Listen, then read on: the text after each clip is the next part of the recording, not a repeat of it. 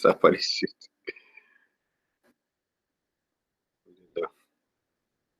Bem.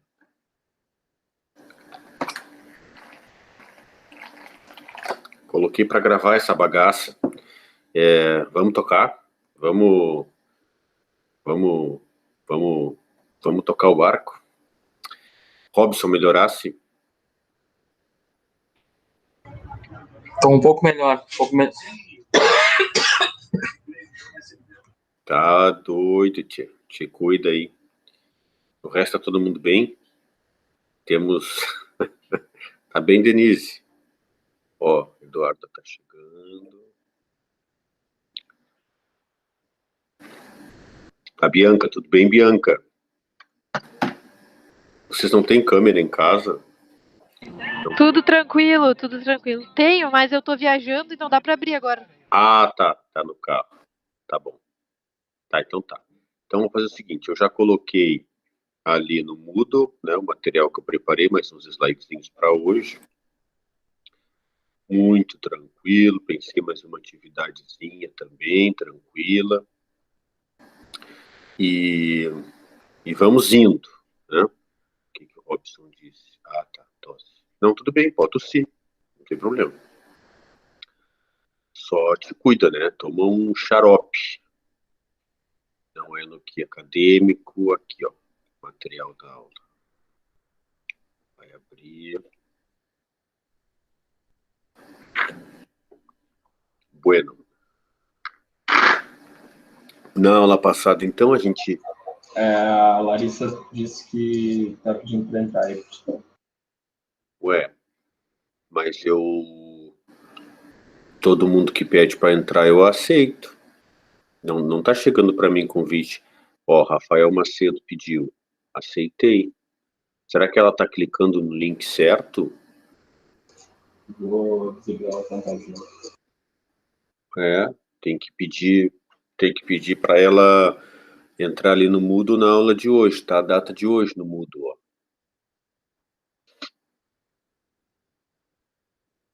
Olha aqui. Ó, aula 3, TC2, sub 2N, 9 de abril, 19h30. Ela tem que clicar nesse link aqui, ó. Pergunta para ela, Anderson, se ela não está entrando na PNP do ano passado. Tem que ser... A gente está com o link no grupo da turma ali, provavelmente ela vai entrar. Ah, tá. Tá, então ela... Ó, chegou a Larissa. Pronto. Chegou a Larissa. Falando. Ah, feito. Vamos lá, então. Estou apresentando para todos. Bueno, aula passada, então, né? Primeiro desses 3 encontros que a gente vai ver esse conteúdo de coberturas. A gente conversou um pouquinho sobre o conceito das coberturas, né? Revisamos aqui o conceito de superinfraestrutura, né? Enfim, conceito e função das coberturas. É isso. Aí vimos que ela se divide em 2 partes, madeiramento e telhamento, demos uma repassada nos tipos de telha, não é verdade? Tudo isso a gente viu. E eu deixei uma atividade assíncrona, que era para vocês explicarem aqui o conceito, explicarem alguns conceitinhos aqui relacionados à cobertura. Fiz um apanhado, assim, de algumas coisas que eu tenho, busquei ali algumas coisas com planta de cobertura e as imagens para vocês irem relacionando o desenho em 2D do projeto arquitetônico, né, com o 3D, porque no projeto arquitetônico a gente faz tudo em 2 dimensões, não é verdade? E às vezes rola uma dificuldade assim de visualizar isso que está em 2 dimensões em 3 dimensões, né? Então eu coloquei aqui, tá?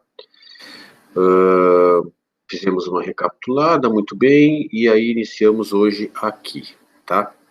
Então, assim, a minha ideia hoje é a gente passar um pouquinho sobre os elementos da estrutura, né? Para a gente entender bem, assim, como que funciona, né? Como que se estrutura essa estrutura da cobertura, né? Então eu fui buscando algumas imagens, fui montando ali, tá? E também eu coloquei um tipo de um exercício assim no final para a gente dar uma brincada em relação a desenho mesmo de planta de cobertura, para a gente entender, né, enfim, como seria o desenho da fachada em função daquele modelo de cobertura, já para fazer o link do que eu estou pensando, do que eu pensei como atividade assíncrona, e do que nós vamos fazer na semana que vem, tá? Então, na semana que vem, a gente vai concluir essa parte de cobertura fazendo um passo a passo. Eu acho prático isso, né? Então, como projetar uma cobertura, né? E aí o projeto da cobertura, ele tem o dimensionamento da cobertura, tudo, né? Inclinação, que vai resultar a altura da cumieira, né? E que é uma consequência do tipo de telha que a gente vai usar, que é uma consequência, né, do estilo que a gente vai adotar no projeto, né? E claro que esse projeto da cobertura, então, ele tem essa questão do dimensionamento, que são essas questões, esses parâmetros, e da própria representação. Mas o dimensionamento e a representação, eles meio que se confundem, né? Então, porque a gente vai representando, vai dimensionando e vai representando. Então, eles meio que se confundem. Mas quando eu falo projeto de cobertura, eu estou me referindo a isso, né? A representação dele, para representá-lo corretamente, a gente dimensiona. Então, eu quero terminar semana que vem fazendo um passo a passo disso, tá? Então, da forma que eu faço, eu vou sintetizar um passo a passo e vou mostrar para vocês. No entanto, como eu estou fazendo mestrado na área da educação, claro que não é só por causa disso, eu já fiz isso outras vezes, mas enfim, a atividade assíncrona de hoje, eu estou antecipando isso que eu quero fazer na aula que vem. Então, eu estou pedindo que vocês façam um passo a passo, como atividade assíncrona, né? E que me entreguem até a aula, o horário da aula da semana que vem. E aí, semana que vem, a gente passa a régua, tá bem? E aí eu faço o meu, tá? Vou apresentar os itens que faltam e faço o meu passo a passo, tá bem? Então, sem grilos, sem problemas, eu quero que vocês, na atividade assíncrona, montem um passo a passo de acordo com o que vocês acham, né, ou considerem que seja o ideal, frente ao que a gente já vem conversando. Então, começamos hoje nesse slide aqui 22, são poucos, não são muitos, né, para não ficar maçante. Hoje é sexta-feira, todo mundo cansado, amanhã é sábado, né, é dia de, enfim, levantar cedo e tomar um chimarrão. Essa foto aí, gente, é que eu tinha falado para vocês dessa telha e eu não tinha colocado imagem, lembram disso? Que eu falei que eu já tinha feito orçamento dessa possibilidade de telha metálica, isso é uma telha metálica que imita telha cerâmica e ela tem esse grão aqui imenso, ó, como se fosse uma, duas, três, quatro, cinco, seis telhas pequenas, né? E aí ela tem, eu falei isso em aula, daí eu só achei essa imagem hoje e aí estou colocando aqui. A empresa que eu visitei, que também eu esqueci o nome semana passada, e que vocês provavelmente vão visitar, quem sabe, no microestágio, né? Vamos torcer para que sim, que as coisas retornem e que a gente consiga retomar, inclusive, a nossa agenda de microestágio, é a Eurotelhas, tá? Então, se vocês buscarem aí na internet Eurotelhas, vocês vão ter, tá chegando o Luiz Eduardo, vocês vão ter esse catálogo aí. Uma coisa chata isso aqui, ficar abrindo toda hora. Não sei como é que tranca isso. Tá, então vamos lá, né? Vamos aos elementos da estrutura, então, tá?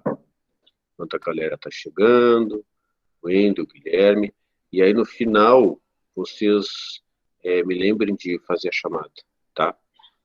Porque acadêmico vão fazer a chamada no final. Bom, então é o seguinte, gente, o que acontece, tá?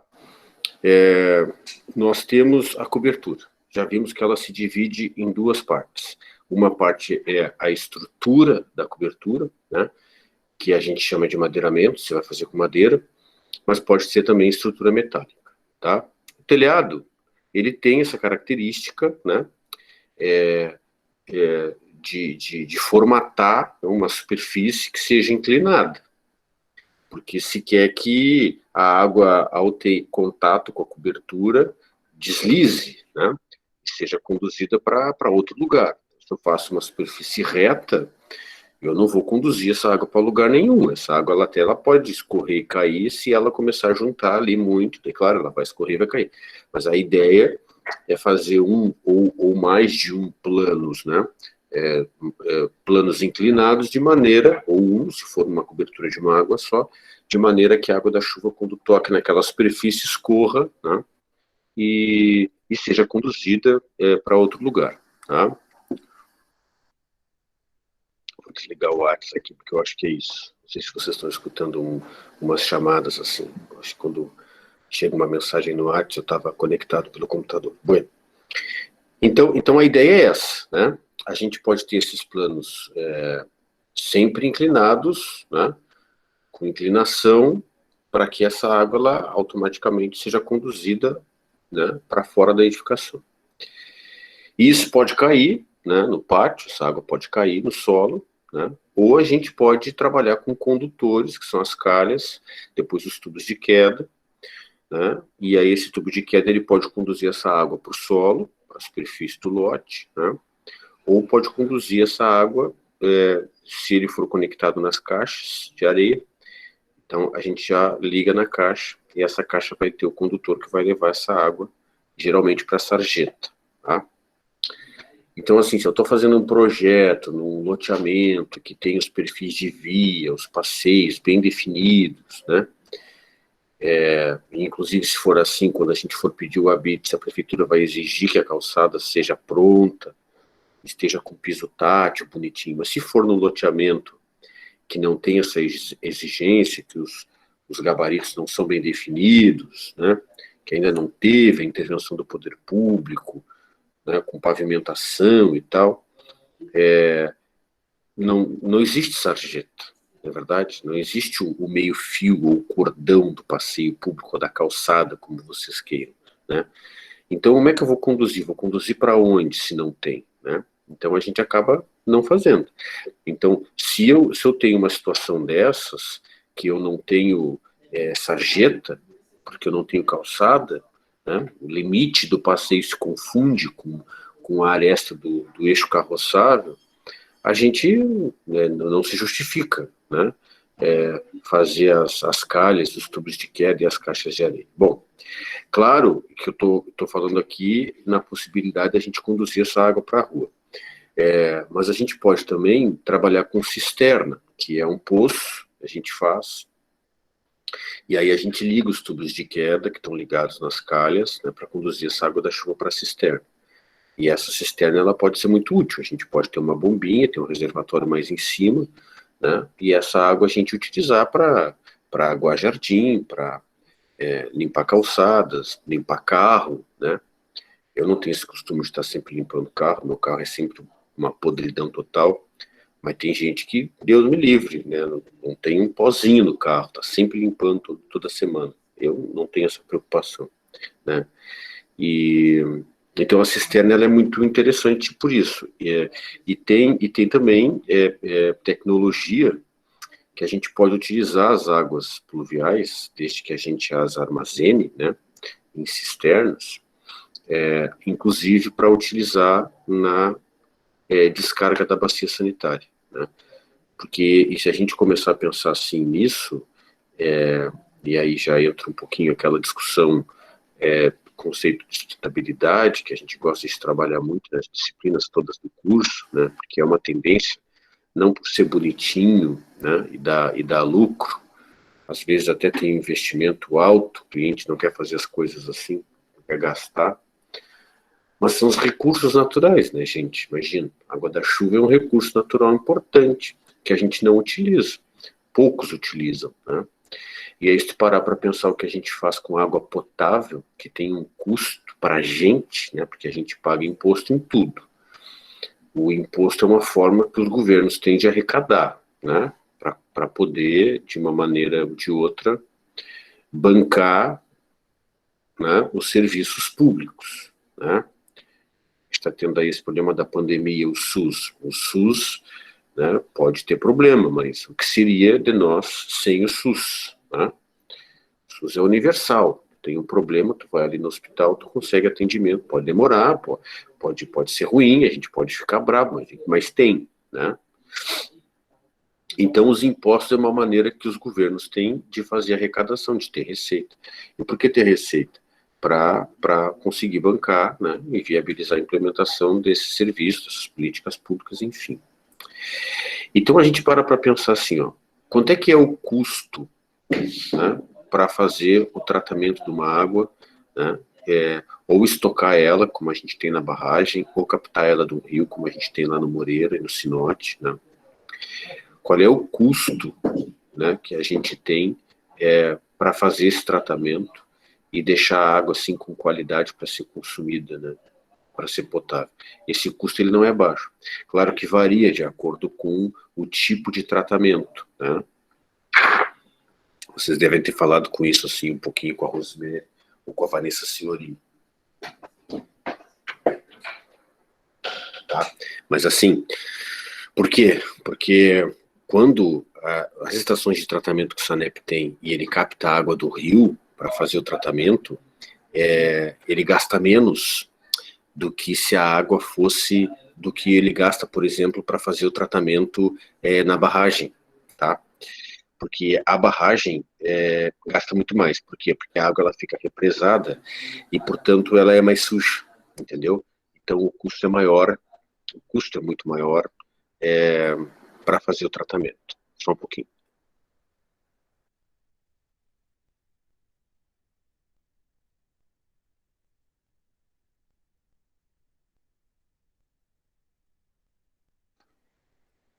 Muito bem, tá? Então a cobertura, ela precisa constituir esse plano inclinado. Bom, isso é a primeira questão, né? Mas ele não precisa ser assim, reto, né? Se tu vai usar, por exemplo, uma telha metálica, tu já pode fazer uma cobertura curva, né? Mas tu tem que ter essa inclinação de uma maneira a conduzir a água para fora daquele espaço. Muito bem. Então, o que acontece? Esse elemento, que são as tesouras, hoje em dia a gente não precisa mais utilizar as tesouras, né? Mas foi o primeiro recurso, né, que existiu e, de certa maneira, um recurso que tipo, é o bambambam, né, dos que tem, tá bem? Então, uma situação de fazer uma cobertura, né, numa casa que eu não tenho uma laje, que eu tenho parede, que eu tenho só as paredes, né, e eu tenho, portanto, que fazer um elemento que tenha capacidade de dar suporte para essa coisa que a gente chama de cobertura, né, que pode ser muito pesado, né, que mantenha isto de forma estável, né, em pé e rígida, né, suportando essa carga toda e transmitindo essa carga para os apoios, que são as pontas, né, as paredes, tá bem? Então, esse formato de triângulo, ele é muito conveniente para resolver uma cobertura. Por quê? Porque eu consigo fazer os meus planos inclinados para conduzir a minha água para fora da projeção da edificação, né? Independente se eu vou jogar ela no lote ou se eu vou captar com calhas e tubos de queda para cisternas, enfim. E também para poder dar suporte, né? Para isso poder ter estabilidade e ficar em pé com segurança, tá bem? Então a tesoura, que nada mais é do que uma treliça, né, em formato de triângulo, certo? Isso é uma tesoura, né? E essa tesoura aí é clássica, ela gera dois planos inclinados, uma cumieira no centro, né? E ela está apoiadinha nas pontas, tá bem? Ela é muito conveniente para cobertura, portanto é o elemento que a gente mais utiliza, tá? Muito bem, e por que ela é importante, e por que ela existe? Não é que ela não possa ser feita se a gente tiver uma laje, né? Muito pelo contrário, ela pode ser feita, tá? E na laje ela não vai deixar, mesmo que ela fique encostada na laje, né? Ela não vai deixar de transmitir as cargas nas pontas, tá bem? Ela não vai deixar. Porque a treliça, ela faz isso, ela tem a capacidade de fazer o suporte da estrutura da cobertura, de toda a cobertura, e de transmitir essa carga para as pontas. Então, se eu não tenho laje, não é que eu não possa resolver com pontalete, eu posso, mas eu vou colocar os pontaletes onde eu tenho parede. Aí eu tenho que quebrar a cabeça e ver como é que eu vou apoiar as terças só com os pontaletes, né? Certo? Mas fica mais difícil. Então, a tesoura é mais prático. Tu vem com esse elemento em triângulo, né? Traz ela pronta, coloca em cima, ela se apoia nas paredes ali da periferia, das extremidades. Né? No momento que tu tem a segunda, né, tu automaticamente com a segunda, tu já prende a primeira, já ficam as duas em pé, e tu vai montando a cobertura, tá? E ela já acontece. Certo? Bom, mas nós temos esse cenário de não ter laje, de ter só parede. Então a tesoura, ela é a mais conveniente, digamos assim, para atender essa função da cobertura. Se a gente tiver uma laje, a gente pode resolver tesoura? Sim, a gente pode resolver tesoura, né? Sempre com essa consciência de que as cargas, elas vão estar concentradas nas pontas e que, portanto, isto é um detalhe importante no próprio dimensionamento da laje, né? É importante, tá bem? Mas geralmente nas pontas a gente tem o apoio de vigas ou cintas e as paredes embaixo, nós não vamos ter problema, tá? Mas é muito importante, e isso justifica, em tese, além de gastar menos, o fato das paredes da platibanda serem mais fininhas do que as paredes da edificação, né? Abaixo da laje. Então a gente vem com as paredes embaixo da laje, são as paredes da edificação, com a espessura, sei lá, mínima de 15 por aí, a platibanda a gente pode fazer menor, entende? E aí a gente vai criar ali um espacinho, né, de apoio, onde a gente vai apoiar a tesoura, tá bem? Para descarregar as cargas. Muito bem. Então eu tenho essas possibilidades, eu posso resolver a cobertura para criar esses planos inclinados, para jogar água fora da projeção da edificação, e também para dar suporte a todo esse conjunto, eu posso resolver tesoura, né? Eu posso fazer com pontalete, que a gente vai ver mais adiante um esqueminha, e a gente pode fazer com trave, tá? Aí aqui tem um detalhe que é o seguinte, eu vou até minimizar aqui para ver vocês. Cadê? Aqui. O que acontece, tá? Quando a gente vai fazer o desenho de uma cobertura, já falei para vocês, e vou repetir, a gente pode resolver toda a cobertura com uma água só, pá, né? Ou a gente pode trabalhar com duas águas, ou mais, certo? Então, se eu resolver uma cobertura com uma água só, eu estou fazendo um grande plano inclinado, e eu estou jogando todas as águas pluviais que estão tendo contato com o plano da cobertura, eu estou jogando só em uma direção, correto? Eu vou ter um alinhamento de calha, se eu optar por ter calha, tubo de queda, talvez dois, uma extremidade, depende da vazão, né? Enfim, né? Se tiver calha, o condutor. Mas eu posso ter duas águas, né? Então, se eu tiver uma água só, eu vou resolver a estrutura desse meu telhado com meia tesoura, certo? Então, ao invés de eu ter um triângulo isósceles, que é aquele com os catetos iguais, né? Eu tenho um triângulo retângulo. Quando eu tenho um plano só, eu tenho meia tesoura. E aí eu tenho um triângulo retângulo, certo? Bom, mas eu não quero resolver com uma água, eu quero uma cobertura com duas águas, né? Então a minha tesoura vai ser um triângulo isósceles, mas a gente passa a mentalizar o seguinte, que o triângulo isósceles, na verdade, ele tem dois triângulos retângulos, né? E isso é uma coisa que a gente tem que associar. Cada água, mesmo que eu tenha duas águas em um triângulo isósceles, cada água vai ter um triângulo retângulo, né? E esse triângulo retângulo de cada água vai ajudar a dimensionar, né? E vai ser, evidentemente, a metade de uma tesoura, mas vai ajudar a dimensionar a cobertura, tá bem? Como é que eu defino a inclinação do telhado, a altura da cumieira, por exemplo, né? Eu faço uma relação entre os catetos do triângulo, entende? Então, assim, vou resolver com uma água só? Posso. Vou resolver com duas águas? Posso. Aí eu tenho uma decisão para tomar, né? Essa cumieira, que é o ponto mais alto do telhado e que vai dividir as águas que vão ser conduzidas, né, para fora da projeção da edificação, em direções opostas. Né? Se eu tiver duas águas, eu tenho uma cumeira, que é o ponto mais alto do telhado, ela é a divisa dos dois planos da cobertura, e ela automaticamente determina para onde vai ser conduzida uma água, né, as águas de uma água do telhado, e para onde vai ser conduzida as águas da outra água do telhado. Né?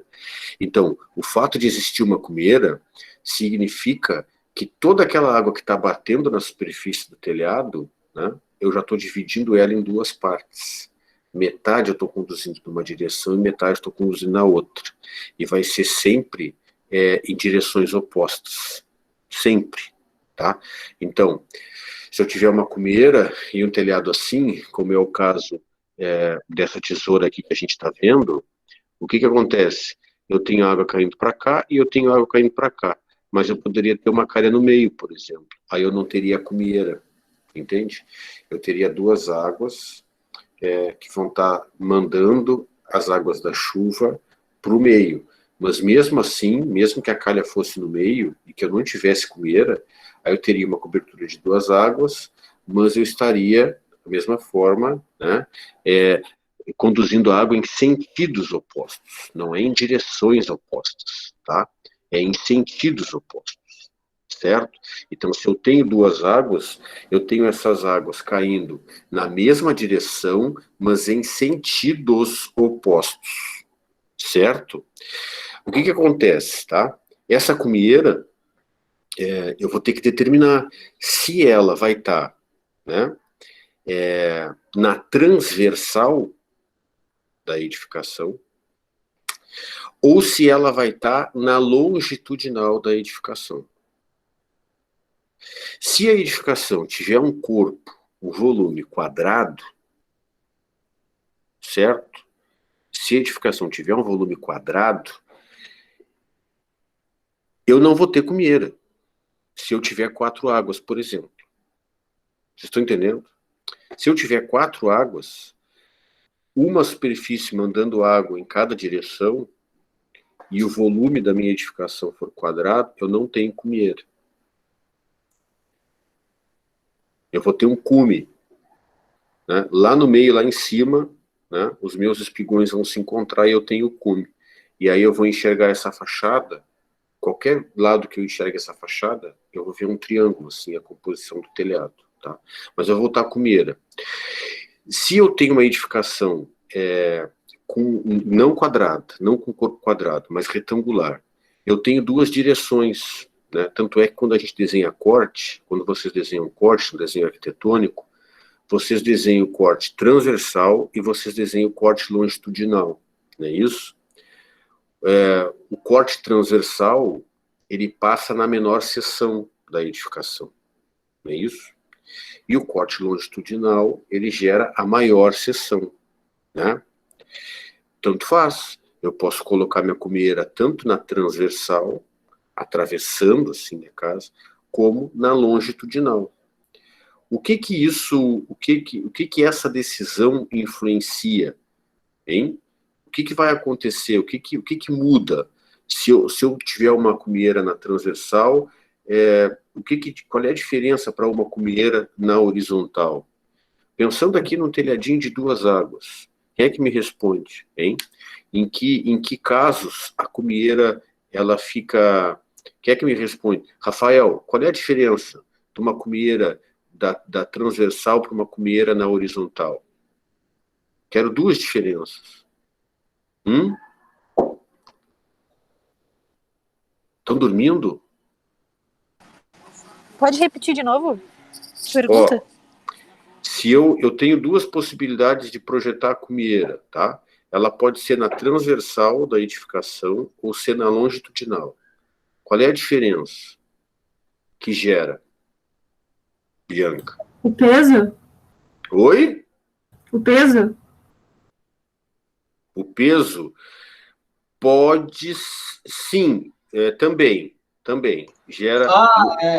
Se tu fizer na transversal, tu tem que ter uma inclinação muito maior para conseguir chegar no coisa. Nada disso. Mas, tipo, se for comprido, assim, e aí eu quiser colocar assim, eu quiser colocar na transversal de uma casa muito comprida, tem que ser muito alto. Ah, tá, não. Se é muito alto, eu concordo contigo. É uma diferença, tá, Anderson? É uma Não dá diferença. pra Mas aí, visualizar. mas assim, considerando a mesma inclinação das duas possibilidades, se eu coloco a minha cumeira na transversal, estou pensando num telhadinho de duas águas, tá? Se a cumeira está na transversal, uma casa que tem um corpo retangular, né? Eu tenho a fachada frontal, a fachada de fundos e o corpo dela é retangular. Se eu boto a cumeira na transversal, considerando a mesma inclinação para ambos os casos, eu vou ter uma cumeira muito mais alta, tá? Vou ter uma cumeira muito mais alta. E qual é a minha visão? O que eu vejo dessa cobertura? O que eu vejo dessa fachada? A parede da casa, imaginando uma casinha térrea, janela, porta, janela, né? E eu vou ter um beiral e eu vou ter a superfície inclinada, assim, da cobertura e lá em cima a cumeira. Aí, se a cumeira está transversal, eu tenho uma água para frente e eu tenho uma água para o fundo, né? Agora, mantendo a mesma inclinação. Se eu vou colocar a cumeira na longitudinal da edificação, o que eu vou ter? Eu vou ter uma água para cada lado, compreende? A fachada principal, eu vou ter a parede da frente, assim, com um oitão, que é um triângulo de parede em cima, janelinha, porta, janelinha, e um triângulo em cima, tá? E eu vou ver só o perfil das duas águas, assim. Isso é a fachada da frente. E a cumeira não vai ser tão alta. Por que a cumeira é mais alta se eu boto água para frente e para trás? E deixo a cumeira na transversal? Por que ela é mais alta? Denise. Por que ela é mais alta?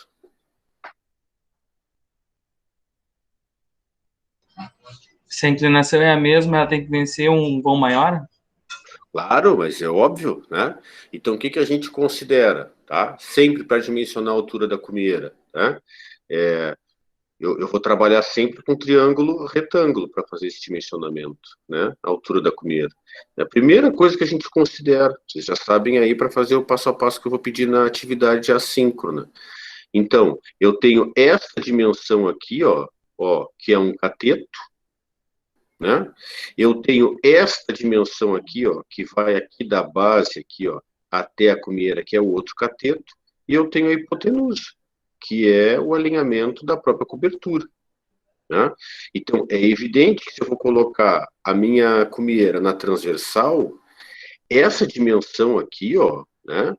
E ela vai ser muito maior. Por quê? Porque essa dimensão aqui, do eixo da cumeira, né, até a pontinha aqui da cobertura, ela vai ser metade de toda a profundidade da casa, né, que é o eixo longitudinal, entende? Agora, se eu for colocar a cumeira na longitudinal, essa dimensão aqui, ó, ela vai ser a metade da largura da casa, né, que está aqui, ó, de parede a parede. Então, sim, né, eu faço uma relação ali de matemática. Bom, mas eu estou antecipando aqui umas coisas. Vamos para o parte. Então, as tesouras, elas podem ser substituídas pelos pontaletes ou pelas traves, que a gente já vai ver na sequência, né? Mas quais são os elementos, tá? Então, aqui eu separei uma imagenzinha que eu achei dos elementos. Então, vamos lá. Isso aqui é um detalhe de corte, de cobertura em corte transversal, tá?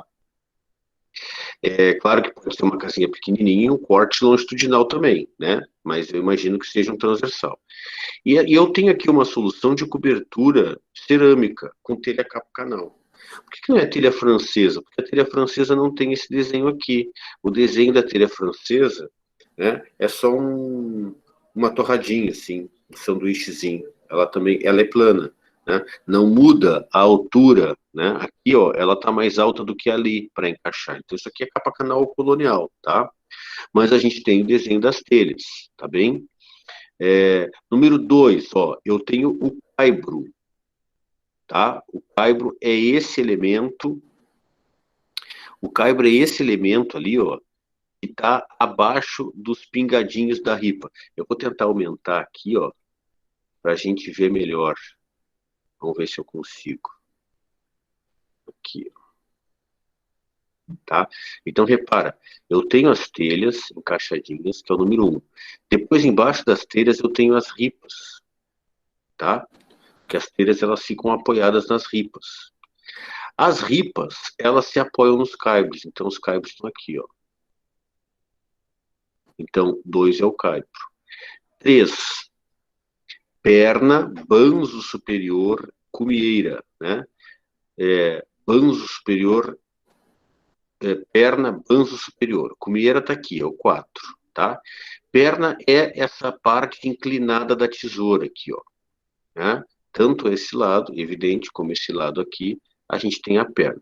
Já essa parte de baixo aqui, ó, que é o número 13, é a linha, né? Banzo inferior, tá bem? Mas assim, na nossa região ninguém chama isso de banzo superior e inferior. São as pernas, né? Que fazem as hipotenusas dos triângulos retângulos, né?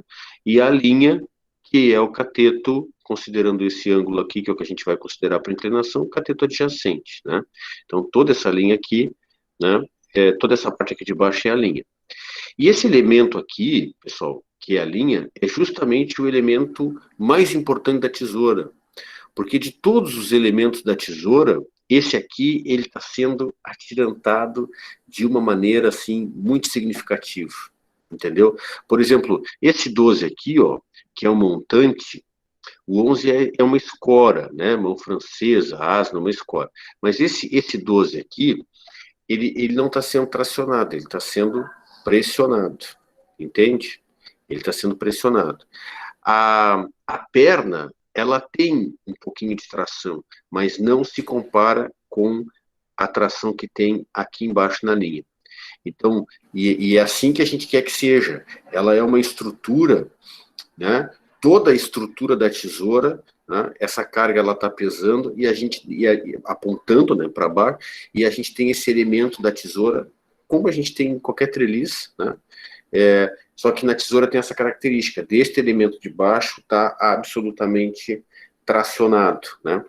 E por isso que a gente bota o frechal, por isso que a gente trabalha com frechal, né? E aí vocês vão ter alguns autores que vão dizer que isso aqui é frechal e essa primeira terça contra frechal, e vão ter uns que vão dizer o contrário, que o frechal é essa primeira terça e isso aqui é o contra frechal, né? Por quê? Porque se tu apoiar ela direto na alvenaria, o que era muito comum acontecer antigamente, né?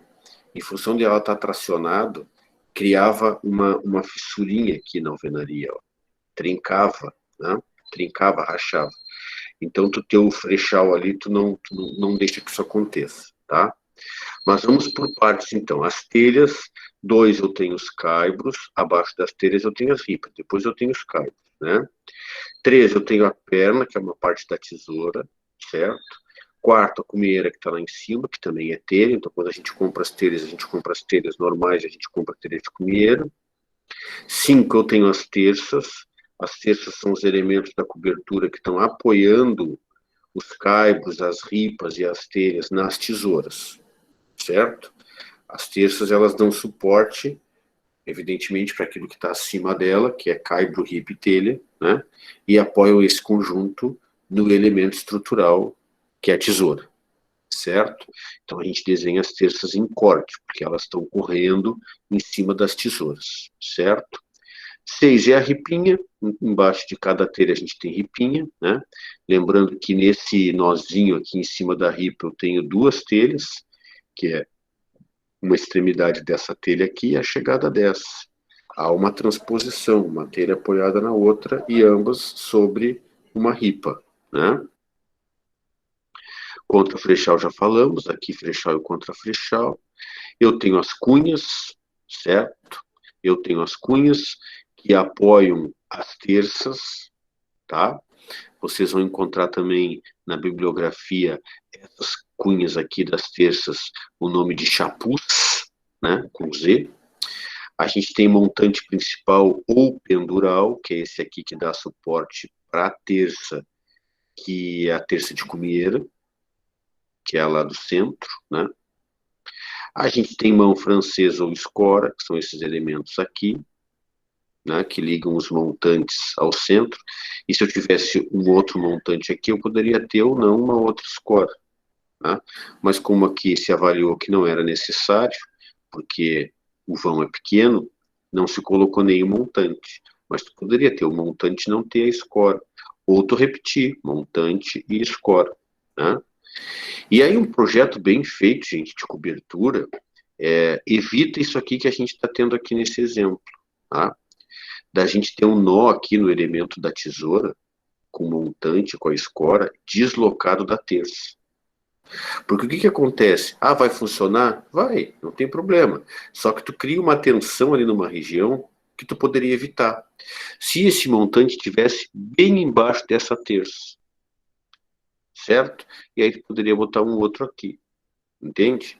Então, assim, o ideal é a gente ter montante na composição da tesoura sempre no mesmo eixo da terça, porque a terça está transferindo aquela carga dos carbos, das ripas e das telhas para a tesoura. Então, naquele apoio ali eu tenho uma tensão. O ideal é que embaixo a gente já tenha um montante, tá? Mas vocês vão ver com muita, mas muita frequência, tá? Coberturas prontas e em projeto, assim, né? E se for fazer assim dar errado, não, pode funcionar perfeitamente, né? Só que eu vou repetir, está criando aqui uma tensão num ponto que não tem apoio, o apoio está perto, então isso é uma coisa desnecessária, né? Tu poderia colocar o montante bem embaixo da terça, tá? Que a gente evitaria esse problema, tá bem? Então essa aqui é a nossa tesoura, tá bem? Mas essa lógica, olha só, de ter essa linha tensionada, né? Olha aqui essa solução aqui, que bárbara. Eu tenho aqui uns elementos que poderiam ser as pernas de uma tesoura, e eu tenho cabo de aço, gente, atirantando aqui, ó, puxando essas pontas para isso não abrir. Não é fantástico isso aqui? É uma solução bem contemporânea isso, tá? Um cabo fazendo um cabo segurando, isso é um tirante, né?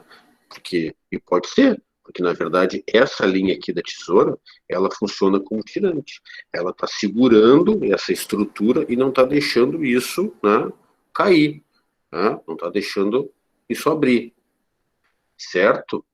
Mas nós temos N possibilidades de tesoura. Aí eu trouxe aqui nesse slide, ó, eu coloquei aqui,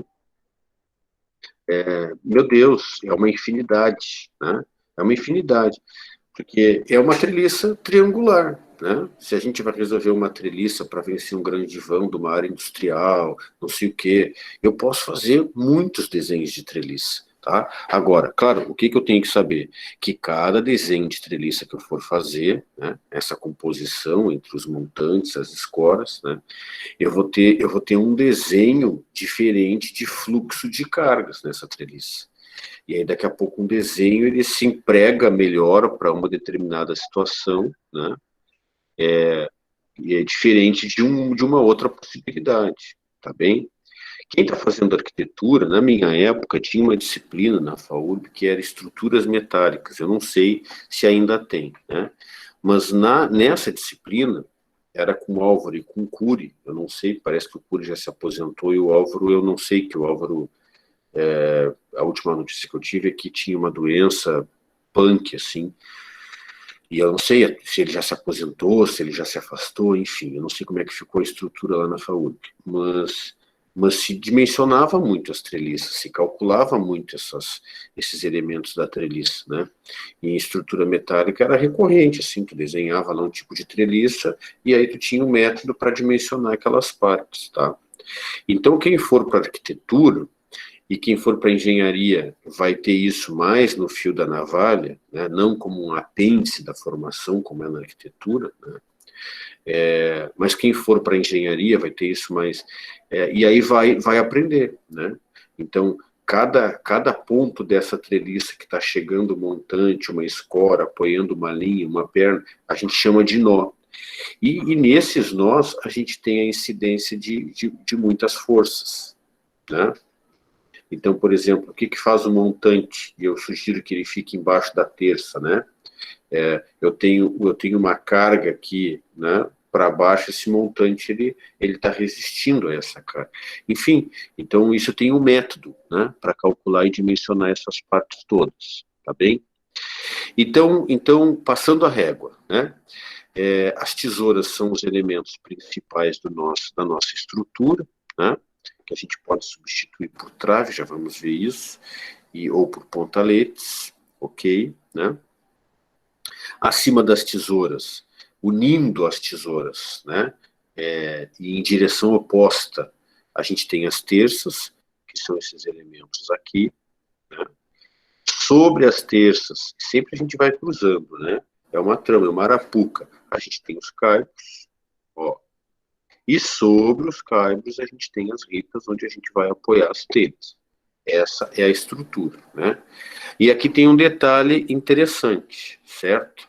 Que eu botei ali, terças transmitem as cargas às tesouras e sustentam as telhas grandes. Porque quando a gente está trabalhando uma cobertura com telhas grandes, além da inclinação ser menor, a gente resolve a estrutura só até a terço, né? Nós não vamos ter caibro, nós não vamos ter ripa, tá? Agora, além das terças, colocar os caibros e colocar as ripas é fundamental quando a cobertura é com telhas pequenas, né? Um grão menor de telha, né? Telha cerâmica, telha de concreto, enfim, tá? Aqui eu coloquei, assim, uma tabela que eu encontrei hoje, porque o que acontece? Quem for para engenharia, quem for para arquitetura, e vai estudar essa coisa do dimensionamento, das estruturas, das peças estruturais, né, vai aprender um método, né, de se calcular e dimensionar a seção de cada elemento da tesoura, tá? E calcula qual é o peso, calcula qual é o fluxo de carga, enxerga isso, visualiza e dimensiona, tá? Aqui no curso, a nossa disciplina de estabilidade não chega nesse ponto. Vocês têm uma ideia, assim, geral de como é que é o cálculo estrutural, né? Mas fica muito centrado no dimensionamento dos elementos de fundação, das sapatas, tá bem? O resto a gente faz, né, sabendo mais ou menos as dimensões. Então, o que eu fiz aqui nesse slide? Tá? Eu coloquei uma tabela que considera o tipo de telha, né, a inclinação que se sugere para cada uma dessas telhas, tá? E os afastamentos, metro quadrado, né, número de telhas por metro quadrado de cobertura, tá? E os afastamentos indicados, considerando as inclinações e o tipo de telha, tá? De cada elemento. Então, quanto é que eu vou deixar a distância de um caibro para o outro? Quanto é que eu vou deixar de distância entre uma terça para outra? Quanto é que eu vou deixar de distância de uma tesoura para outra? Né? Eu posso deixar um vão muito grande de distância. Claro que quanto maior for o vão, o que acontece? Mais robusta tem que ser a seção das peças da tesoura, da terça, né? E daqui a pouco eu vou ter que precisar escorar essas tesouras, tá? Para elas não deitarem, né? Porque o vão vai ser muito grande. Eu já vou ter uma outra força muito significativa puxando essas tesouras que vão tender a cair, né? Então eu botei essa tabelinha aqui, mais ou menos para vocês terem uma noção desses afastamentos, tá? Considerando, ó, o tipo de telha, as inclinações que são indicadas para cada uma, mínima e máxima, já vamos falar das inclinações, né? E considerando essas seções aqui para os elementos da tesoura, tá? E da terça. Então, mais ou menos, tá? E aí, claro, o que acontece? Isso varia de região para região, né? Por exemplo, esse material aqui está sugerindo uma ripa de 1,5 por 5. E aí ela fica deitadinha. Aqui na nossa região, ripa não é 1,5 por 5. Aqui a gente compra ripa de 2,5 por 2,5. E funciona muito bem, tá? Então tem uma variaçãozinha. Mas vocês vão ver que se vocês fizerem o cálculo da seção, basicamente as coisas elas vão, né, considerando esses afastamentos e tal, vai haver uma equivalência, tá? Então fica como uma referência para o dimensionamento, tá bem? Alguns detalhes importantes, então. Deixa eu ver se vocês estão aí, porque eu fico falando, daqui a pouco não tem ninguém, nem olhando, nem aí. Estão vendo... Tá todo mundo aqui, tia. Estão vendo a... Uns apanhando. Não entendi. Não consigo falar numa sequência da Tu já, tosse. Tu já fez janta? Ou é a Ainda Bruna? tá todo mundo aqui ainda, pô. Ah, ainda tá todo mundo aí? Tá. Então vamos seguir. É que eu fico carente, eu gosto de vê-los, tá bem? Tá bom, vamos lá, vamos seguir. Então, alguns dados importantes, tá? Botei uma foto ali de uma tesoura, das terças, dos caibros, né? Vamos ver aqui uma coisa, ó.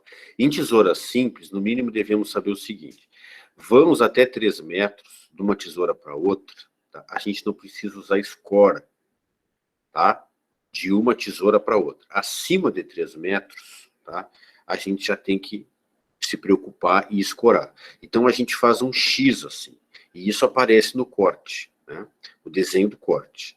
A gente pega, escora numa direção, escora na outra, né? E prega aquele pontalete central, né, que é o da cumieira, a escora nas 2 pontaletes, né? Pontalete dessa tesoura, pontalete dessa, a gente escora um pontalete no outro, para ela não deitar, tá? E fica isso, tá? E eu sempre resolvo assim, até hoje, né? Uma coisa que eu aprendi no curso porque a arquitetura passa batida, não sei como é que é na engenharia, mas a arquitetura passa um pouco batida, assim, nessas questões. Mas, assim, que nem a gente definir, quando a gente desenha lá, né, uma viga no projeto arquitetônico, eu aprendi no curso de edificações que a seção da viga era 1/10 do vão. Então, se eu tenho um vão de 3 metros, eu posso projetar uma viga com 30 centímetros de altura que ela vai dar conta perfeitamente, independente do que tem em cima. Claro que depois, né, o meu arquitetônico vai lá para o engenheiro que dimensiona a estrutura para mim. Mas eu sei que se eu considerar 1/10 do vão, a altura, e a espessura da parede, cuidando para nunca ser menos de 12, o que acontece? Eu não vou precisar redesenhar, porque ele vai conseguir dimensionar perfeitamente a armadura para aquela seção de concreto. Então tem umas coisas que ficam. Então, além disso, que é 1/10 do vão para dimensionar a altura da viga, vocês também fiquem com essa receitinha de bolo, que é para cuidar o espaçamento de uma tesoura no máximo de 3 metros. Então a gente pega lá, né, qual é a área que eu vou cobrir, como é que eu vou posicionar as tesouras, eu vejo toda a distância de ponta a ponta, daí a gente já de cara divide isso por 3 metros, para ver quantos espaços a gente vai ter. E aí nunca deixa mais de 3, né? Dimensiona de uma maneira que fique quase 3, mas fique menos. 275, 285, né? Se não quiser, mas poxa, se eu tirasse aqui uma tesoura dá 13,15, tá, tu quer, mas não força a barra. Sempre trabalha com esse limite de afastamento assim, de 3 metros entre as tesouras. Por quê?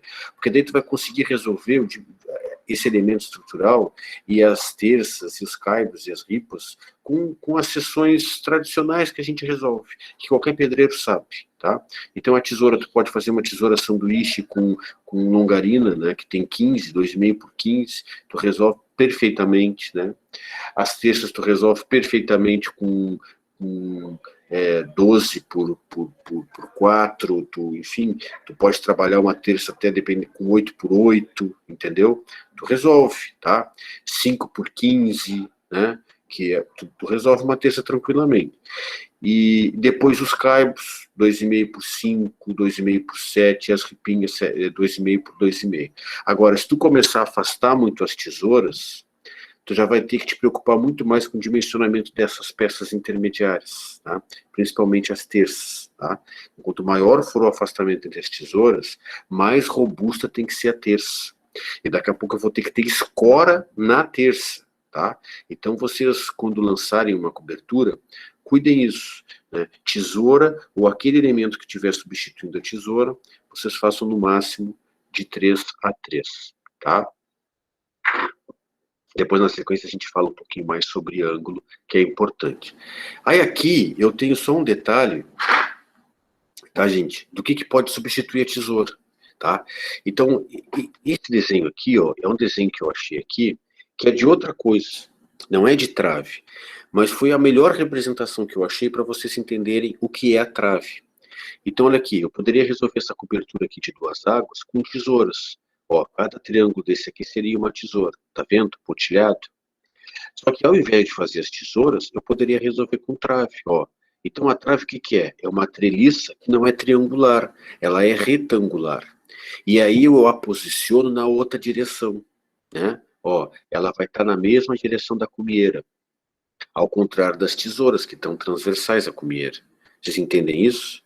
Aí aqui eu colocaria o quê? Eu faria uma trave no meio, que é onde vai estar a cumieira, dividindo as águas, uma trave intermediária.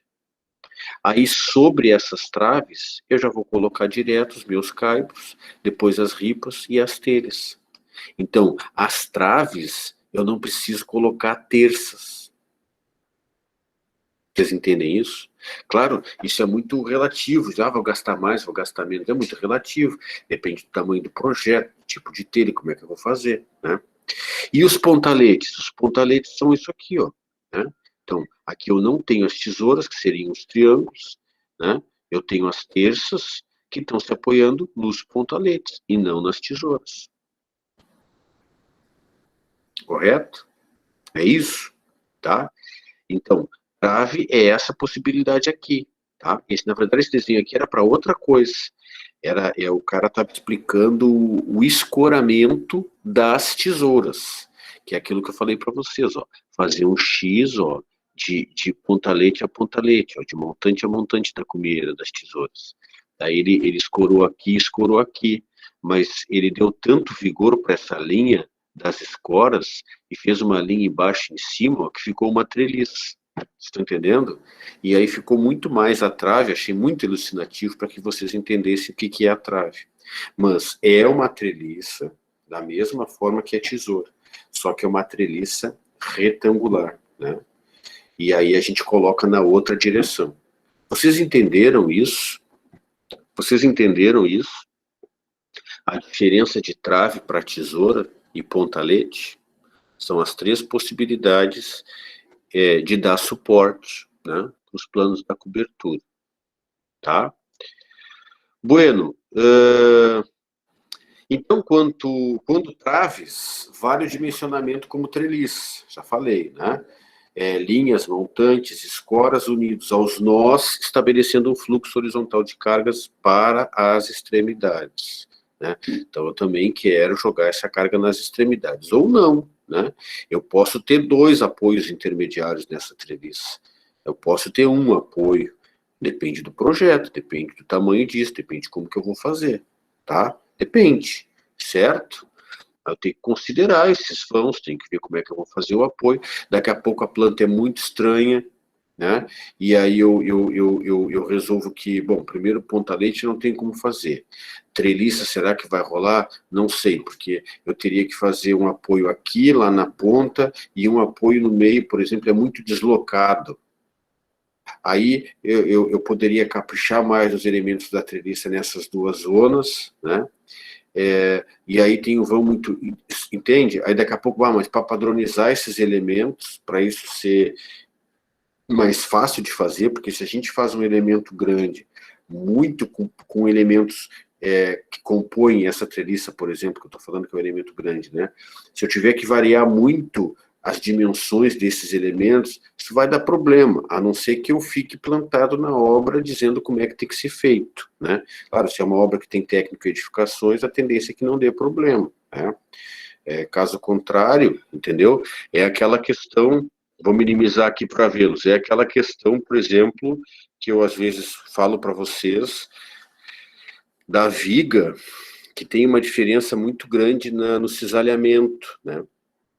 Porque uma viga biapoiada, eu tenho embaixo tração, em cima compressão.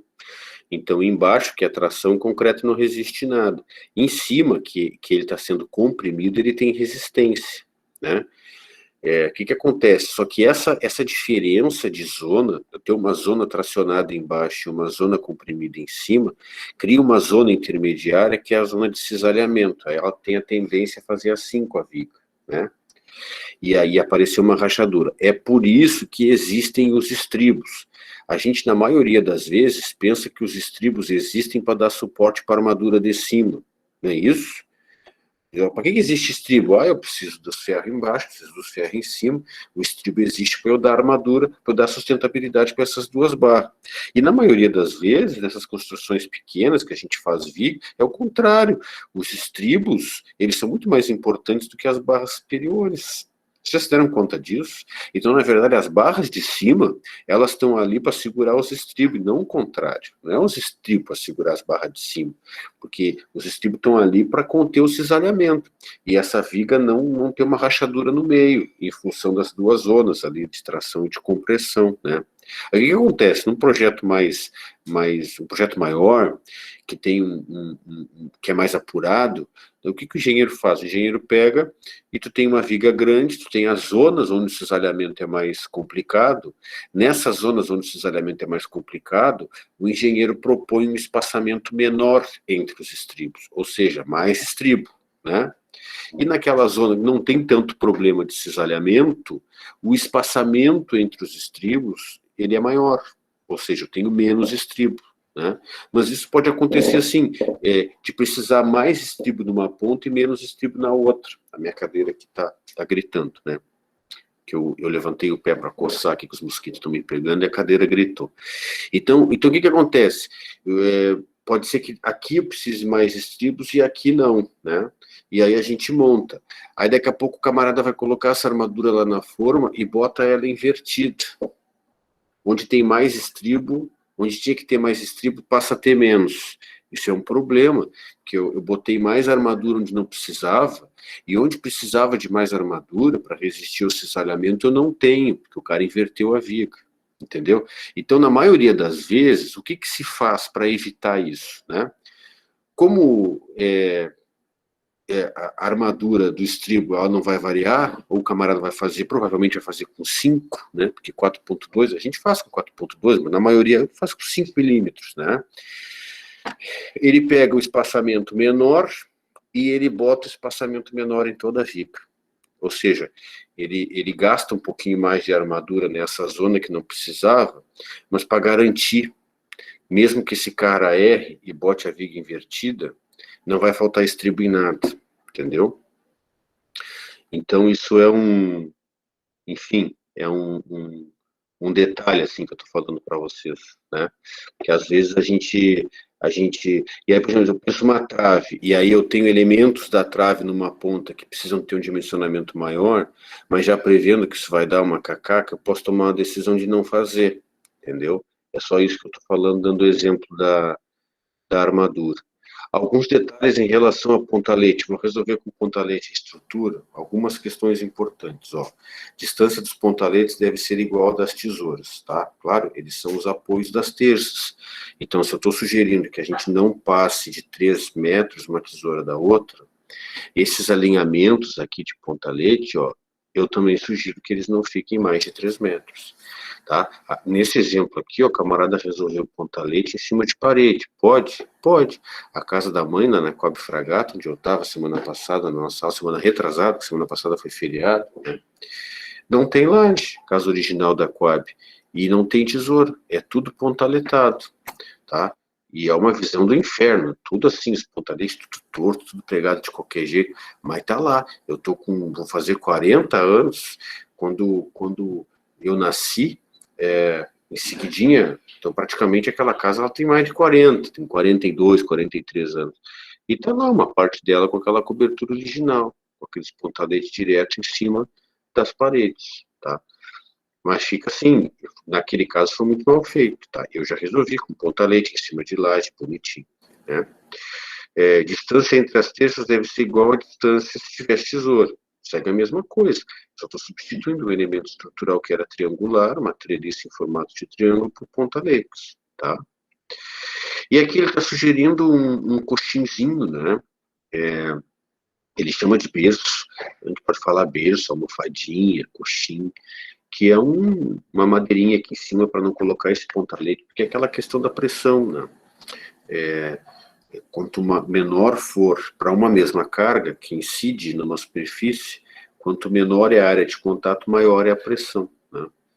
Então, para evitar que essa carga ela seja transmitida numa seção pequenininha, sugere fazer uma almofadinha assim, um pedacinho de madeira, bota embaixo, que vai distribuir essa carga, tá? Mesma coisa, eu estou fazendo uma viga, por exemplo, e vou apoiar essa viga na alvenaria. O que a gente faz numa fiada abaixo? A gente faz uma viguinha numa fiada abaixo. Aí essa viga maior que a gente vai apoiar na alvenaria, a gente apoia nessa viguinha. Essa viguinha a gente chama de coxim, porque daí essa carga da viga, ela não vai dar num tijolo, entende? Tu vai distribuir ela em vários tijolos daquela alvenaria, né? Tu distribui a tensão, tá bem, gente? Distribui a tensão. E aí tu evita que uma partezinha daquele elemento construtivo, né, um componente daquele fique com aquela responsabilidade toda. Tá? Aí a gente chega aqui, que é uma coisa muito importante, né? Muito importante, que são os ângulos, né? Que é a inclinação da cobertura. Então, assim, eu posso fazer uma cobertura numa casa que não tem laje, né? Evidente, vou fazer, né? Mas vamos imaginar que está numa casa com laje, né? Então, essa laje, ela vai constituir, né, uma linha desse triângulo retângulo, tá? E que vai encontrar a linha inclinada, onde vai estar a telha, né? É o encontro dessas duas linhas, do plano da laje, que a gente pode falar do plano horizontal, né? E isso pode ser considerado até o solo mesmo, porque está paralelo ao solo, né? É o encontro desse plano horizontal com o plano inclinado, aqui, ó, onde vai largar o beiral, né? É exatamente esse encontro aqui, é esse ângulo que vai determinar a inclinação do telhado. Então, se esse ângulo for baixo, eu tenho uma cobertura de baixa inclinação. Se esse ângulo for alto, eu tenho uma cobertura de alta inclinação. Certo? E qual é o ângulo máximo? Para eu já falar da relação de ângulo e percentagem, ou porcentagem, né? Porque tem muita gente que trabalha com a ideia de percentagem para dar a inclinação do telhado. Eu acho válido, tá? Só que existe aí uma confusão, tu não pode confundir. Não pode confundir, tá? Aí o pessoal diz assim, quando trabalha com porcentagem, não, bota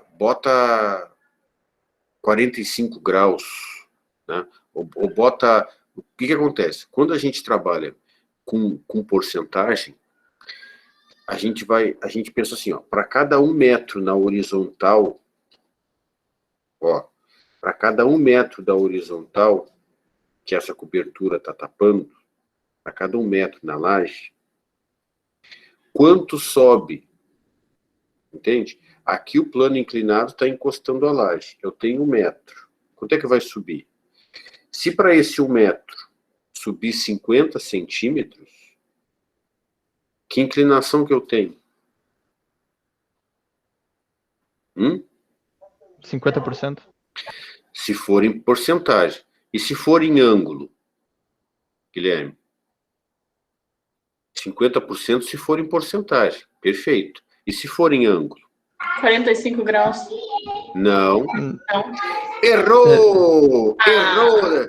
45 graus, Denise, seria um triângulo retângulo com os catetos iguais.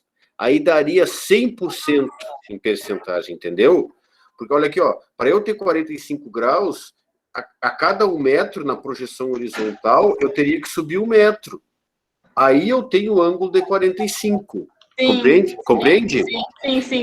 Então, ganhamos a aula aí, ganhamos a aula nisso. A gente não pode confundir, tá? Então, aquele percentual que o Guilherme falou lá, 50%, dá em torno de 21, 22 graus, mas não é exato. Por que não é exato? Porque a gente trabalha com tangente. Tangente é uma aproximação. Aquilo que é tangente, tangencia, entendeu? Então não dá para a gente fazer uma regra de 3, por exemplo. Não vai dar certo. Vai dar quase certo, tá? Mas não vai dar certo. Se a gente fizer assim, 50%, qual é o ângulo? Eu posso fazer, mas não vai dar exatamente, porque a gente está lidando com tangente, tá? Mas então, tem que ficar essa tensão de eu posso resolver com porcentagem? Posso. Agora, se eu resolver 50%, tá? Vai ser mais ou menos a metade de 45 graus, vai dar 22, 21 e os quebrados, o ângulo. Vocês estão entendendo? Agora, olha a cagada. Se eu digo assim, ó, 22 graus, tá? Uma inclinação de 50% é uma inclinação muito boa para capa canal, telha cerâmica, tá? 50% mais ou menos 22. Agora, se eu digo para o cara que é 22 a inclinação, e ao invés de fazer ângulo, ele faz percentual. A cada 1 metro ele vai subir 22 centímetros, tá?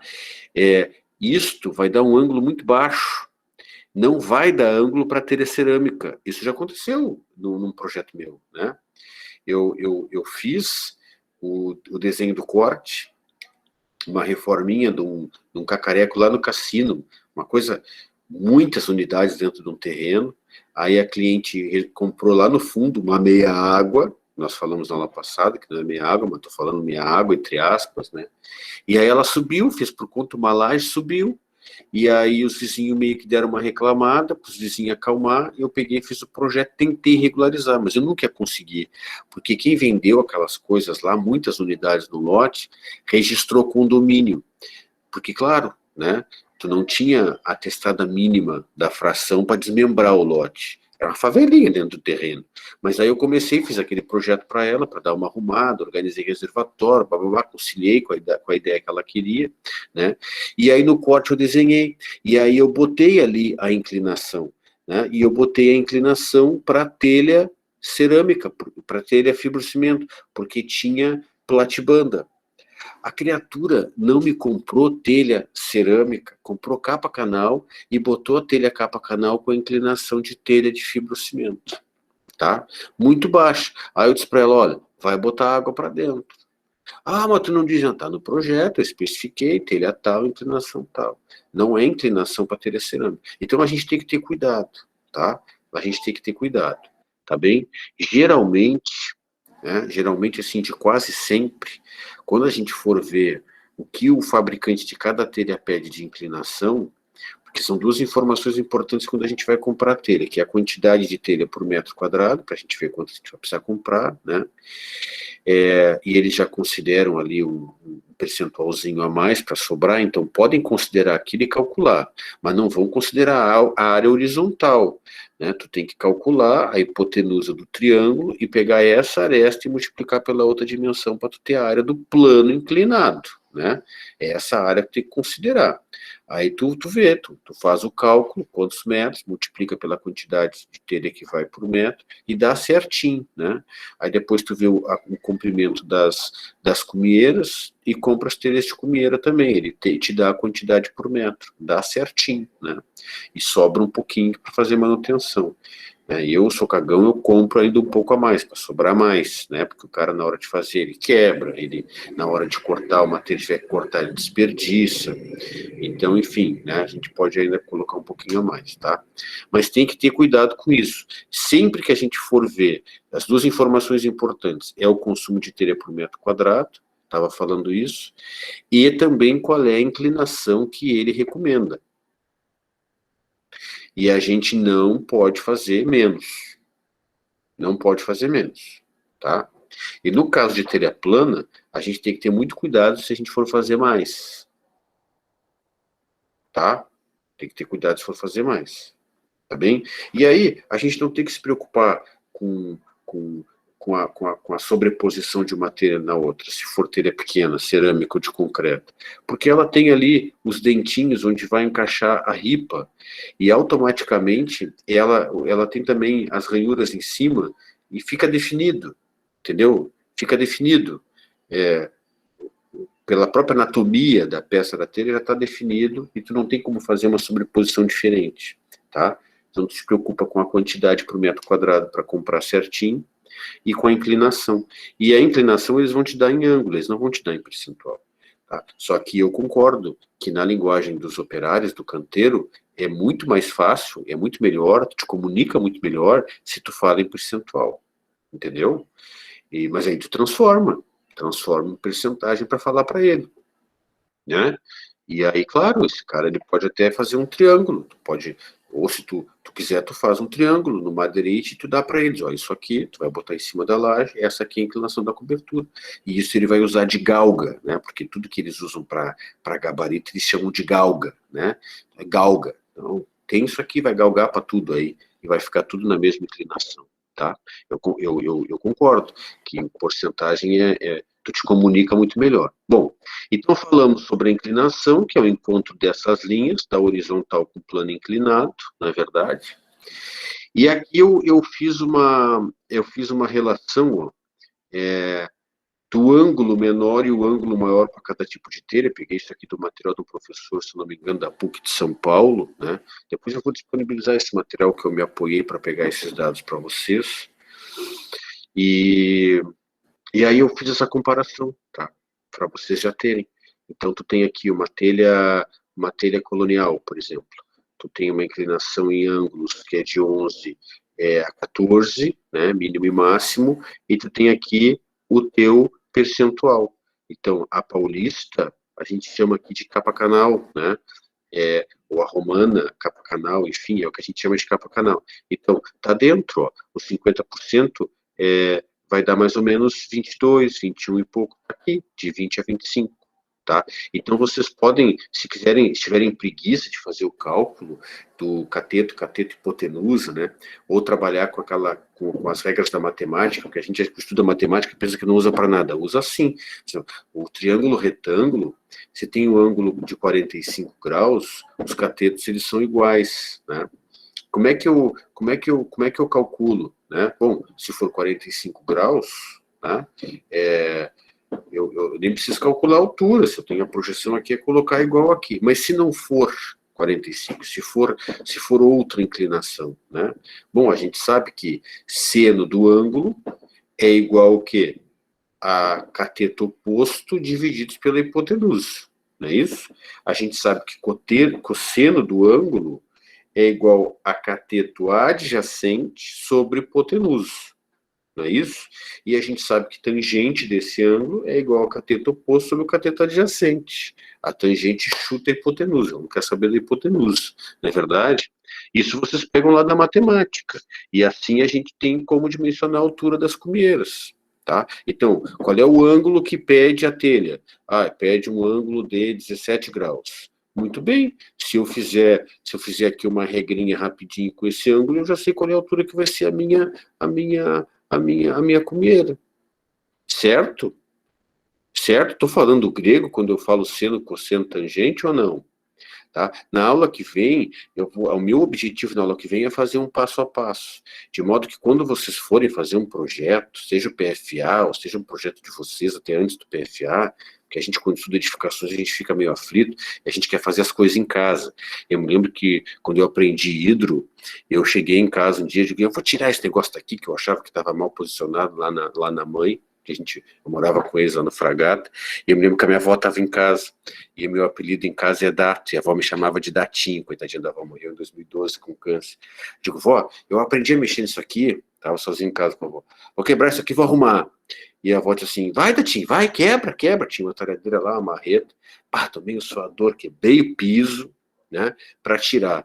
E aí, quando eu fui tirar, o negócio estava colado, porque isso é uma coisa assim, ó, e claro, a gente vai aprendendo, o pedreiro é intuitivo, ele tem cola de cana, ele vai e bota cola, né?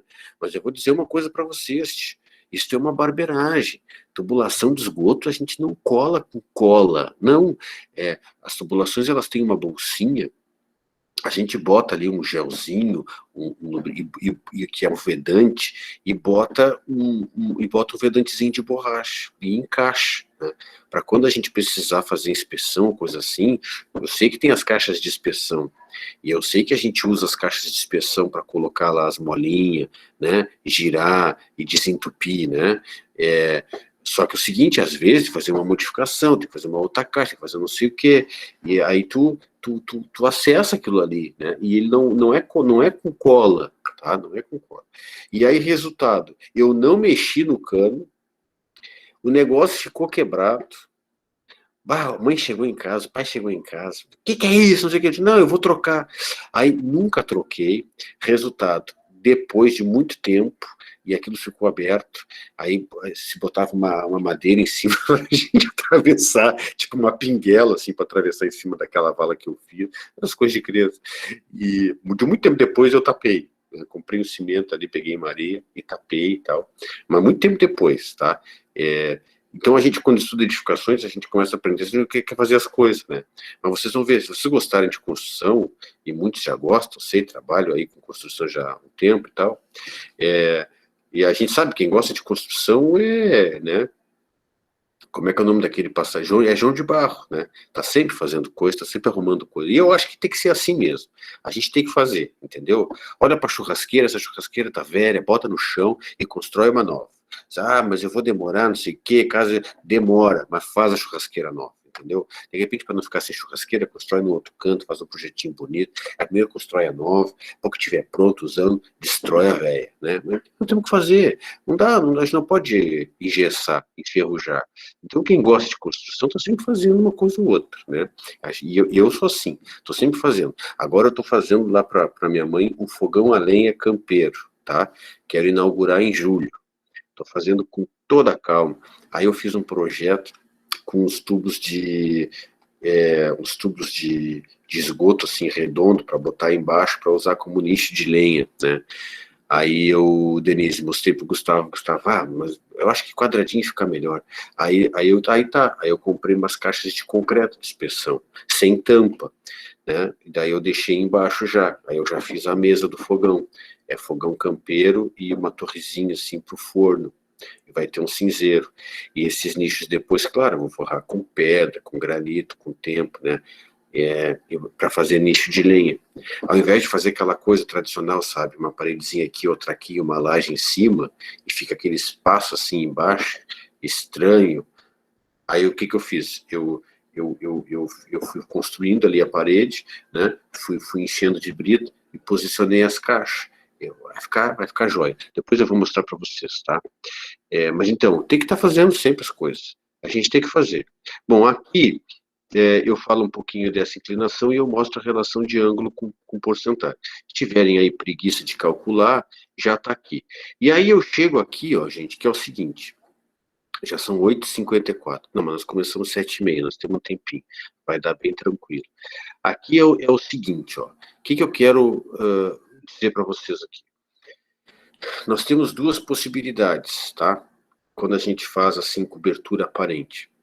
Ou eu trabalho com 8 nas pontas, que é aquela parede triangular, né? Que vai ter gente que vai chamar também de empena. Ou eu boto uma água no telhado conduzindo a água para frente para o fundo, que é esse caso aqui, ó.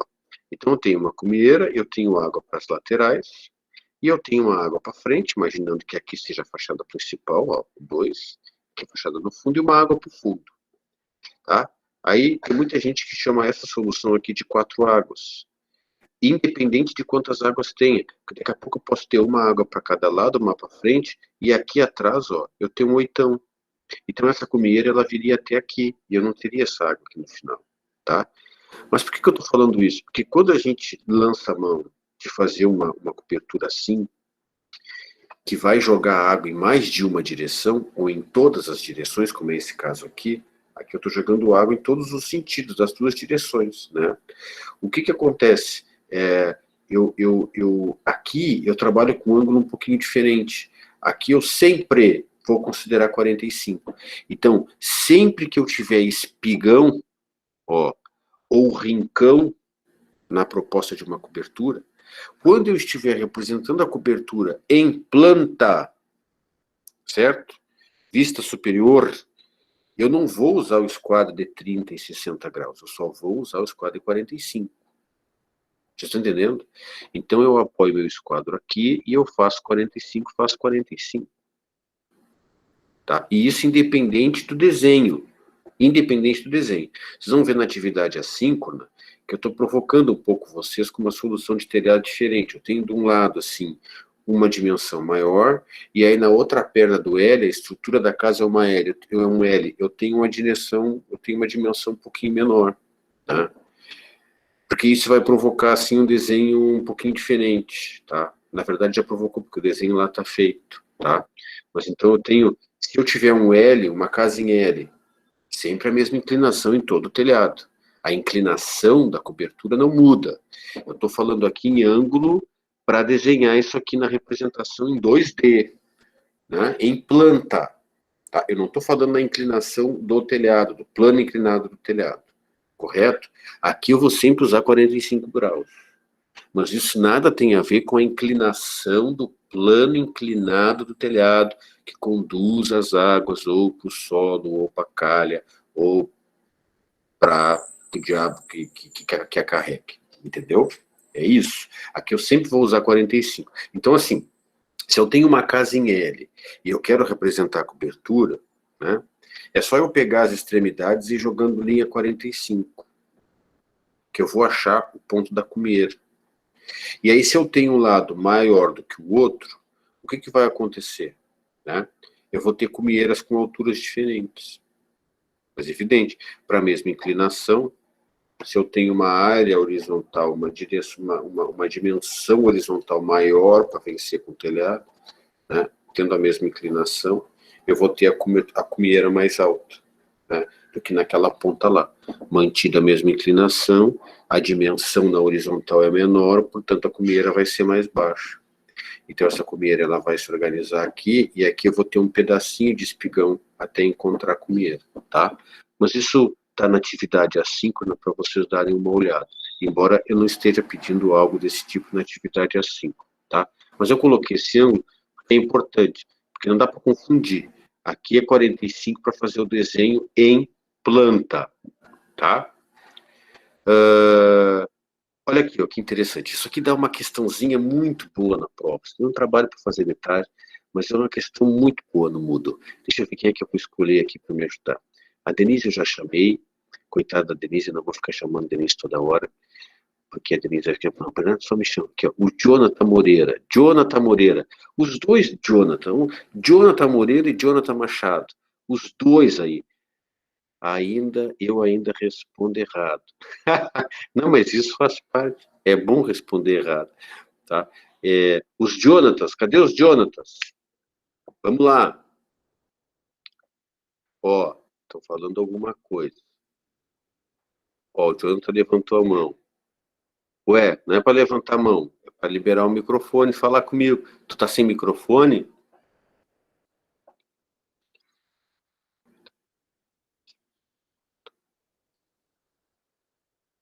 Hein? Sem microfone aqui. O Jonathan Machado. E o outro? E o outro? O Jonathan Moreira. Não tá aí o Jonathan Moreira? Ah, tá louco. O Wendel, cadê o Wendel? Estou aqui. Ah, Wendel, beleza. Esse microfone aí tá bombando. Tá? Olha aqui, nós já estamos terminando a aula, não vou ficar tomando conta de vocês aí toda a noite, até a madrugada. Olha aqui, ó, dá uma olhada aí, tá vendo aí, não? Uma coisa básica. Aqui, assim, todas as coberturas são duas águas, algumas eu tenho cumeira na longitudinal, né, da estrutura da casa, e outras eu tenho na transversal. E tem um caso aqui que eu não tenho cumeira, eu tenho calha, tá? Ó, setinha aponta. Me diz aí, a cobertura número 1, qual é a imagem da fachada aqui de baixo? Isso aqui poderia ser o perfil da fachada frontal ou o perfil do corte transversal, tá? Qual é o perfil de baixo que corresponde a esse número 1 aí?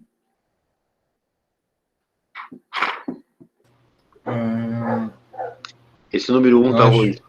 Tá onde aqui embaixo? Acho que embaixo do 3, não? Não, embaixo. Embaixo do 3? É. Concordo. Eu acho que é. E o 2? E o 2 está onde? Embaixo do 5. Ah, muito bem. Ah, mas isso aqui também é uma barbada, né, Wendel? Ah, pelo amor de Deus. Na próxima aula eu vou trazer. O 3, onde é que tá? Tá embaixo do 1. Embaixo do 1. E o 4? Embaixo do 2. Na verdade... Pode ser, na verdade. Pode ser. Tanto faz. pode ser tanto esse aqui como esse aqui, independente, né? Claro, a gente não tem medida, não tem muito bem. E esse aqui, o 5, é nesse aqui, porque é evidente, tá? Muito bem. Isso aqui é mais ou menos só para a gente dar uma... A gente já tinha conversado sobre isso até na semana passada. Bueno, então, vamos dar uma recapitulada aqui para a gente encerrar, tá? Então, hoje, a gente conheceu a identificar as partes fundamentais de madeiramento, né, que são os elementos lá de tesoura, as terças, caibros, tudo mais, né? E isso, inclusive, auxilia vocês, né, para fazerem aquela atividade A5 da semana passada, quem ainda não me entregou, poucos me entregaram, né? Você já sabe que a altura da cumeira é consequência da inclinação da cobertura, né? E que, por sua vez, dependerá do tipo de telha a ser utilizado. Tem telhas que pedem inclinações maiores, portanto, a cumeira vai ser mais alta, e tem telhas que sugerem inclinações menores. Tu pode fazer inclinações bem maiores com telhas que pedem inclinações pequenas. Nada te impede, tá? Só que, por uma questão de estética, assim, eu vejo muito projetos assim, contemporâneos que estão usando muito telha metálica e aí com inclinações bem altas, assim, né? Que não precisava, porque a telha metálica, ela vem, né? É aquela lógica, quanto maior é o grão da telha, menor a inclinação. Tu só não pode fazer o contrário. Se a telha pede uma inclinação X, tu nunca pode resolver com uma inclinação menor, porque senão vai botar água para dentro, tá? Já sabe que não se deve confundir ângulo com percentual, né, no momento da concepção da cobertura. Isto é importante, mas eu concordo que o percentual, tipo, olha, a cada 1 metro na horizontal, quanto sobe? Isso, pedreiro, é uma linguagem que o cara entende. Então dá para usar. Eu até concordo que no canteiro a gente utiliza esse tipo de estratégia. Mas cuidado, porque para não confundir com ângulo, tá? Eu já vi colegas meus, arquitetos, confundirem, tá? E falar em tantos por cento, uma coisa que é grau, e o contrário também, entendeu? Não dá, tá? E você também já sabe que no desenho planta, caso a cobertura não se restrinja a conduzir as águas apenas em uma direção, você terá como parceiro o esquadro de 45. Então, sempre que a gente for desenhar em planta, e eu tenho aquela configuração que não é só 2 águas, portanto, eu estou, além de mandando a água nessa direção, seja transversal ou longitudinal, nesses 2 sentidos, eu vou ter na outra direção também, né? Nos 2 sentidos ou em um só. No caso de 3 águas, a gente vai desenhar usando sempre 45, mas na imagem em 2D, em planta, tá? E aí a gente chega na atividade assíncrona de hoje, que é uma barbadinha, e que eu já vou abrir aqui para mostrar para vocês. Eu acho que vocês já estão tendo acesso a ela. Não sei se eu botei às 21 ou às 22. Ó, tá aqui, botei hoje, né? Baixou, quero mostrar para vocês ela rapidinho aqui, tá? Uma coisa muito simples, mas eu estou provocando vocês e antecipando uma coisa que eu vou falar na aula que vem. Então, na aula que vem, eu vou ter aqui um projeto qualquer em CAD, né? E nós vamos desenhar essa cobertura. Claro que eu já vou deixar as partes desenhadas, só vou ali montando, mas eu vou propor um passo a passo. Eu quero encerrar esse conteúdo com passo a passo, para que quando vocês forem fazer a cobertura do PFA, ou seja, o projeto que vocês forem fazer, vocês tenham essa receitinha aí, né, para ajudar, né, porque às vezes a gente fica meio perdido, faz uma coisa. Por exemplo, quando eu comecei a projetar, a trabalhar com projeto, era muito comum, quando eu chegava na cobertura, eu começar a resolver a minha cobertura pelo corte longitudinal, tá, sendo que a cumieira estava na direção longitudinal. Então, assim, não façam isso. Aí depois tu faz o corte transversal e, por exemplo, tu posicionou a cumieira um pouco mais alto ou um pouco mais baixo do que o corte transversal. Então, primeiro, desenha o corte onde aparece a tesoura. Então, se a cumieira está no longitudinal, essa tesoura ela vai aparecer toda completinha, assim, no corte transversal. Então, primeiro desenha o corte transversal. Aí depois tu vai puxar essas linhas do corte transversal, e aí tu vai fazer a tesoura na outra direção, e aí vão aparecer as terças, entende? Então, primeiro o corte transversal. Se a cumieira estiver na longitudinal. Se a cumieira estiver na transversal, primeiro faça um corte longitudinal. Né? Sempre o corte em que a tesoura aparece inteira, tá? Em vista. Porque daí depois você só puxa umas linhas para desenhar o outro, fica uma barbada. Mas é o tipo de coisa que enfim, que a gente pega no tranco. Né? Nunca ninguém me falou isso, que era melhor. Agora eu tô falando para vocês. Então, a atividade que eu quero para a semana que vem. E aí, assim, vamos fazer um esforço, que ainda não fez a primeira, não deixa de fazer essa, e vamos tentar não deixar de fazer até a aula da semana que vem mesmo, que senão não tem graça. Eu queria que vocês tentassem fazer o passo a passo, para a gente depois dar uma comparada, né? Daí o Anderson apresenta lá, porque ele sabe apresentar, daí quem fez também apresenta, a gente libera, né? E a gente compara, entendeu? E aí a gente vai se divertir, vai dar uma risada. Então, claro, não vai fazer umas loucuras só pra gente debochar e rir, né? Mas faz um passo a passo que acha que é, tá? E aí não é, numa outra aula, me perguntaram assim, tá, mas tu quer um passo a passo de dimensionamento ou da representação? É um passo a passo do projeto da cobertura, né? Porque o projeto, ele já engloba tanto o dimensionamento como a representação. Alguém me chamou? Deixa eu ver aqui. Ah, tá. O Anderson está fazendo, entendeu? Aí, quem quiser mostrar, mostra, tá? Essa é a atividade. Então, eu quero, um passo a passo, tá? Primeiro passo, fazer tal coisa. Segundo passo, tal coisa. Terceiro passo, aí puxa a linha tal do ponto, não sei o que. Quarto passo, eu quero isso, tá?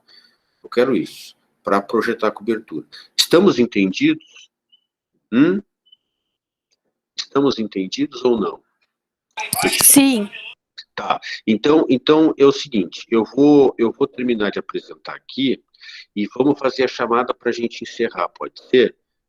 Porque senão vocês vão perder o Big Brother, tá?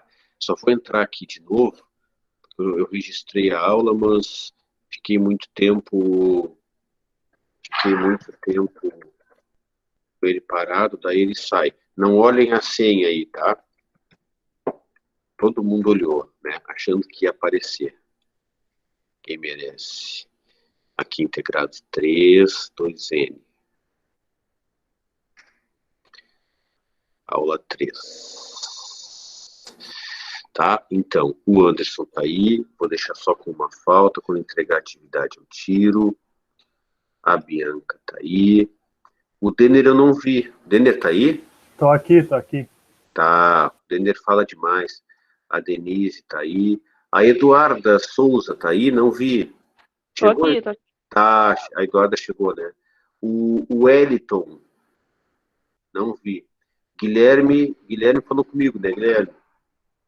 Aqui. Tá. O Jonathan, os dois. Olha aqui, ó. Tem o Jonathan Machado, mas tem um Jonathan que não tá aqui. Não é o outro Jonathan, não tá no que acadêmico. O Jonathan Machado tá no que acadêmico. Mas o outro Jonathan não tá. A gente vai ter que pedir para Dadá incluir. Viu? Tem que mandar uma mensagem pro Dera, um e-mail pro Dera. Eu tive que mandar. Porque tá. o próprio serviço aquele que tu me mandou, o WhatsApp do negócio do Moodle, eles não conseguiram, tinha que ser direto com o Dera. Mas então, Jonathan, te antena aí, pega com a Larissa direitinho o e-mail e manda, tá? Cauã não tá aí, né? Larissa tá, Luiz Eduardo também veio à aula, também fala muito, Luiz Eduardo, mas eu vi que veio. O Rafael Dumer eu vi. Rafael Guilherme tá aí, não? Tô aqui. Tá, Rafael. Tu tá com 3 faltas na aula passada, tu não veio a aula passada? Na aula passada, não. Ah, tá. Rafaela Andrade tá aí, gente? O Robson eu sei que tá, a Rosita não veio. A Vitória tá aí? A Vitória hoje não veio. Semana passada a Vitória tava. Eu acho que ela não veio porque o computador dela estragou, por isso. Ah, tá. Desculpa, Larissa. Mas a aula vai ficar gravada. Vinícius Garcia tá aí? O Wendel tá. Vinícius Garcia não tá. É que a Vitória, na aula passada eu dei falta, mas eu vi que ela tava. E eu não tinha mudado. Então agora eu vou dar presença para ela. Professor, tô aqui, viu? O Vinícius Garcia? Jonathan. Ah, tá. O Moreira. Tá, eu sei, Jonathan. Eu já te O disse. Vinícius também tá com problema no computador, eu acho. Ah, tá. Ah, tá bem. Bom, a aula ela está sendo gravada, né? E aí depois, qualquer coisa, eles vão fazer contato para resolver isso, tá? Diz, ó, Bernardo, eu olhei as aulas gravadas, fiz as tarefas, não tem por que ficar com a falta, mas aí cada um sabe de si e me procura, tá? Gente, questionamentos e xingamentos. Vamos lá. Agora é a hora dos xingamentos. Alguém tem algum xingamento? Não. Se tiver, não faça. Diga, não tenho. A aula é muito boa, não tem por que te xingar. Ok, então tá bem, não tem por que perguntar. Dúvidas, hein? Alguma dúvida em relação à tarefa que eu propus para a aula que vem? Todo mundo entendeu a tarefa? Então tá, se todo mundo entendeu a tarefa, se não tem dúvida, vocês viram que morreu o marido da Rainha Elizabeth? Tá aparecendo ali. Sério isso? O marido, né? Tem 99 anos. Mas ela com 300 anos. Pô, fazendo hora extra já, tá louco? Ele morreu com 99. Demorou pra bater o ponto, hein? Tô fazendo hora extra já. Ninguém merece. Tá, gente, tchau pra vocês, tá? Até semana que vem. Façam uma atividade, bom fim de semana, tá? Tchau, professor. Boa noite. Tchau, professor. Boa noite. Até mais. Boa noite. Até. Boa noite.